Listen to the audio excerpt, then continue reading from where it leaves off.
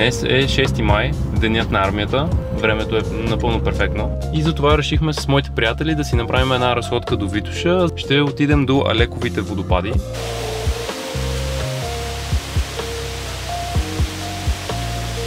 Стига се до Драгалевския манастир и после се качваш пеша нагоре по Витоша.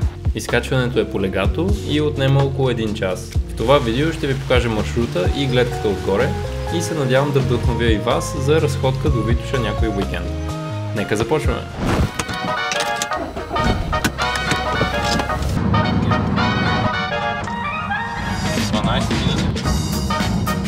И сега се чуда откъде може да слизем с карана. Скара около нас. Да, скара така. Човек тази шахта по-мръсна. Така, изумваш.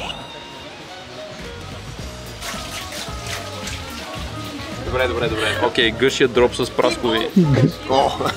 И случи отзад, като го кажеш това, мале. Респектираме. Goose liver with peaches. With peaches. No. Чакай малко, добре. Една лютеница и една снежанка. Да. Снежанка, бе? Много ясно. Мишната е право само.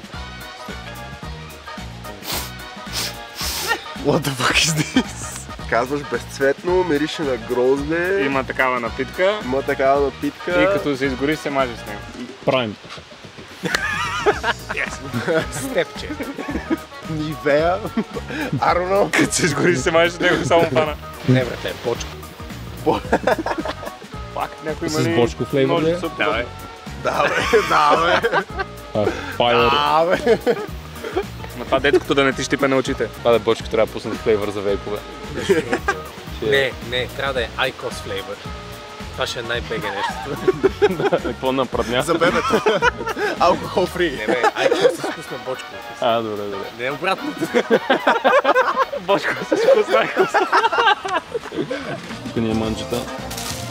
Това са виличките, кебабчета, кюфтета, пърненки и снежанка.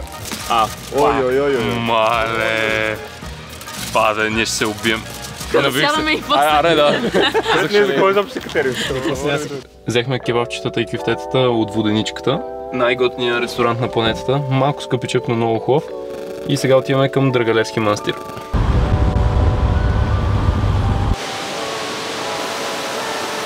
За да стигнете до Алековите водопади, трябва да първо да карате с колата до Драгалевския манастир и оттам пеша да се качите за 55 минути. Ние спряхме малко по-надолу от Драгалевския манастир, защото се качихме по един странен път и не сме сигурни дали нагоре ще има други паркоместа. Затова спряхме колите, ще ходим 10 минути нагоре до манастира и после още 55 до Алековите водопади. Къде искаш да минем ние? Там горе високо. Да? I think it's easy, it's fine.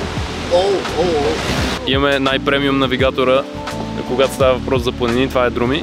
Само веднъж съм ги губил и те от тогава не ми вярват. Преди 6 години. Беше преди 4 години и ни загуби... Загубих ги за 2 часа. О, не е пак. То е изи, викаш.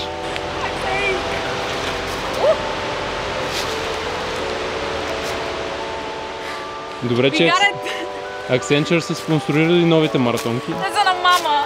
Ако искате да си спестите това много приятно изкачване нагоре, може просто да си сложите навигацията с колата до безплатния паркинг на Драгалевския манастир и така няма да се озовете на това червено хиксче, до което ние стигнахме.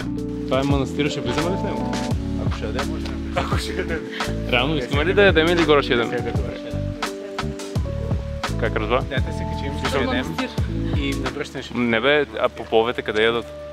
Това е ясно. Монахините. Трябва да те пуснат в техния стол. Ема те не ядат в църквата, ядат някъде на двора. Не, те си имат... Да. И една дупка отстрани от туалетна ходят. Не бе имат си Ти как мислиш за туалетните тук? Няма канализация. Идея, не? Въпреки нетърпението ни да стигнем горе до водопадите, желанието да пробваме топлите кюфтета надделя и спряхме на тези пейчици точно до манастира.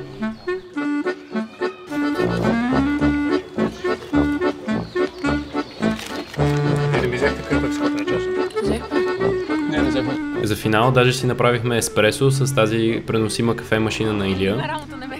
Казва се Hand Presso, ако някой се чуди. Миналия път получих много коментари по този въпрос, така че може да я намерите и я препоръчвам, защото еспресото е много вкусно. Да, сега го намери, строго ще го намеря. Тръгва се от паркинга по тази пътечка. За да се ориентирате в планината, ви предлагам да следвате маршрут от някой готин сайт, като например Планинка.bg, който е сайт, който Емо намери. Не искам лоша дума да чувам за Планинка.bg. Видях го в TikTok, мацката изглеждаше много компетентна. И хората, ето пишат, реално са хора с работа, нали са такива... Това им дава кредабилити, защото с работа. Чакай малко, нали знаеш, че ако си го видял в TikTok, това е качено от някой като мене? Не, те си. Да, се доверявайте на никой в TikTok. Но стига толкова глупости. Нека да започваме изкачването.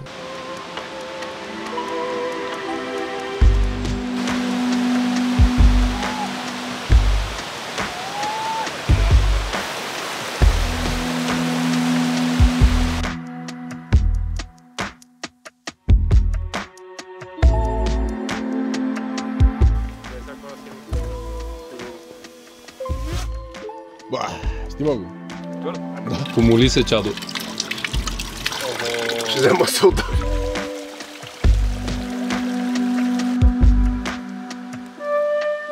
Не си струва, върни се. И ето, че най-сетне стигнахме.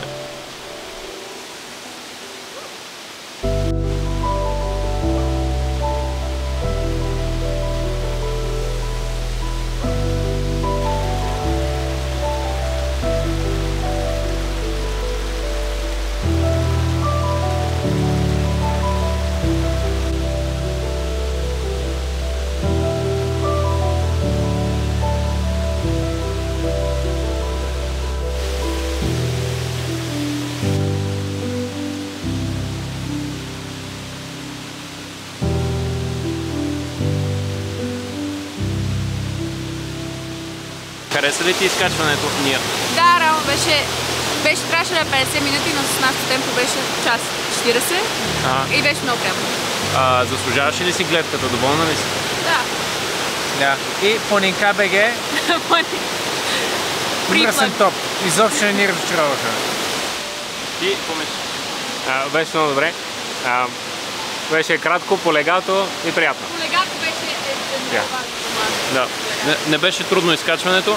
Мисля, че гледката на камъка, дето е малко под нас, ми хареса повече, но и тук е много приятно и е прохладно. Ако се качвате през лятото, мисля, че ще е идеално за чилването. Тук що слязохме от лековите водопади. На Google Maps се казва горни лекови водопади, долните са някакви тъпи. Мен ми хареса разходката, сега е време за слизането. Да. Не, чакай, снимай. По тая лойка. Това е Гого. Здравейте. Гого гущера. Той е май дед. Не, жив е. Свет не мърда. Гошко! Неба! Бързо! Ния! Ела. Те не може да оставят си се ръве време. Това е т.е. 4 по 4. Това е... Както виждате зад мене, пътеката е доста полегата и приятна. Има някои участъци, където е една идея по-стръмно и една идея по-кално. Даже сега минаваме през едно леко кално местенце.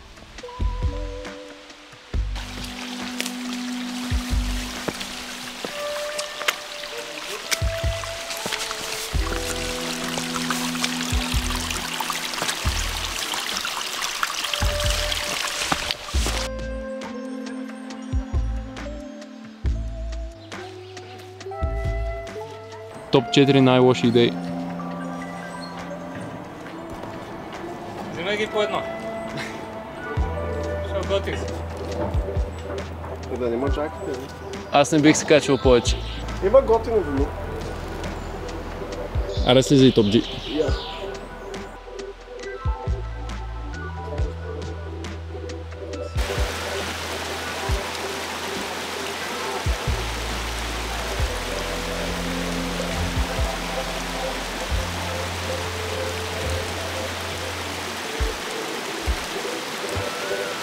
И така, ето че стигнахме до края на видеото. Мерси, че гледахте до края, много го оценявам, така помагате много на канала. Надявам се да ви е харесала тази виртуална разходка до лековите водопади и се надявам евентуално някой път да я направите сами за себе си в истинския свят. Ние отидохме в май месец, беше пролетта, беше много приятно, но мисля, че и за лятото и сега за есента също е много добра идея, така че възползвайте се докато още е септември. Ако се чудите защо не съм качвал последните няколко месеца, аз си търсих работа, защото не мога да се издържам с този YouTube канал, като цяло не съм направил нито едно левче и затова вече стана време да почна да изкарвам пари и пусках кандидатури, ходих на интервюта и също всичко това смесено с морета и забавление през лятото означаваше, че ми беше много трудно да кача видео, но съм снимал още две, които мисля, че са много интересни. Едното е за научаване на нови езици, а другото е за строежи, за правене на покрив, така че се надявам и тях да успея да ги обработя и да ги пусна преди края на годината. Така че да, надявам се, че ви е харесало това видео и нямате търпение за следващите. Мерси, че гледахте отново. Чао!